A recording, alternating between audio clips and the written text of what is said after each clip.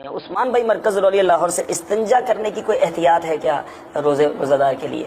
उसको इसके अंदर ये है कि मुबालगा करने से मना किया गया है और एहतियात ये है कि रोजे की हालत में सांस ज्यादा ना ले जब इस्तिंजा कर रहा हूँ। और थोड़ा सिमट के बैठे, ठीक है, ज्यादा फैल के ना बैठे कि बाज़ औक़ात पानी जो है वो इसके मैदे तक पहुंच सकता है जिससे रोजा टूट जाएगा। अच्छा, वैसे हमारे बुजुर्गों की इससे मजाक कितनी अच्छी होती थी। रोजे में इस्तिंजे का तरीका जिसकी सिर्फ अब मीम्स ही बनती हैं। आप अंदाजा करें, ये लोग कहते हैं हमारे बुजुर्गों की इतनी खिदमात है, और आपके बुजुर्गों को तो बेसिक जो फिजिक्स है वो भी नहीं आती थी।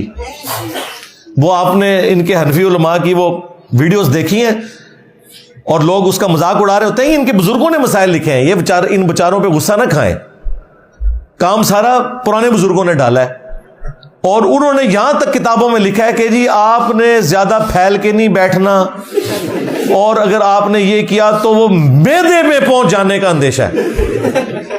मेरे भाई, मोटर लगा के भी पानी चढ़ाया जाए ना तब भी मैदे तक नहीं पहुंचता, इतना मुश्किल प्रोसेस है वो। मैदे के बाद छोटी आंत है, फिर बड़ी आंत है, और फिर जाके ये सारा मामला होता है। मैदे में कहां से पहुंचने का अंदेशा है? इसका मतलब है इन्हें कोई बेसिक साइंस का, बायोलॉजी का इल्म ही कोई नहीं था। और लोग फिर इतनी एहतियात कर रहे होते हैं, वो कहते हैं जी वो, ओ भाई रोजे में भी इस्तिंजा उसी तरीके से करना है जिस तरह आम हालत में, जब तक मुकम्मल तौर पे चिकनाई दूर ना हो आपका इस्तिंजा दुरुस्त नहीं है। ये ज़हन में रखिएगा। और इसमें आपने किसी चीज की कोई टेंशन नहीं लेनी, कोई पानी नहीं चढ़ेगा ऊपर। पानी अंडर ग्रेविटी नीचे आता है, ऊपर नहीं चढ़ता। ये उल्टे लटक के तो नहीं इस्तिंजा कहीं करते। और मैं इनके उलमा को, इनके बुजुर्गान दीन को भी कहूंगा कि उल्टे भी अगर लटक के इस्तिंजा करें ना तब भी पानी मैदे तक नहीं पहुंच सकता, जो मर्जी कर लें। ये मैं बातें इसलिए करूं आपके दिमाग खोलूं, आपको पता चले कि इन्होंने दीन के साथ क्या किया हुआ है, क्या क्या मसाइल लोगों को बताएं मैं। तो इस्तिंजे में कोई ऐसा इशू नहीं है, इस्तिंजा कोई ऐसा जरिया नहीं कि वो किसी का रोजा तोड़ दे। बहुत कम आती है, लेकिन फिर भी इसमें एहतियात यही है कि जब आप लेटरिन करने बैठे तो कम से कम पैरों को ज्यादा कुशादा करके खोल के ना बैठे, बल्कि थोड़ा सिकुड़ के बैठे।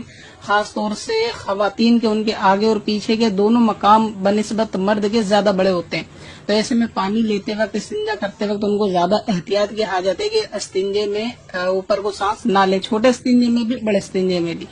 और इसमें करना ही चाहिए, जब आप इस्तिंजा करने के लिए बैठे यानी शुरू करें तो उस वक्त सांस ऊपर लेकर सांस को रोकें और उसके बाद इस्तिंजा करें, और उसके बाद धीरे धीरे सांस को छोड़ दें। अच्छा, वैसे हमारे बुजुर्गों की इससे मजाक कितनी अच्छी होती थी, कितने प्यारे प्यारे मसाइल लिख के गए हैं।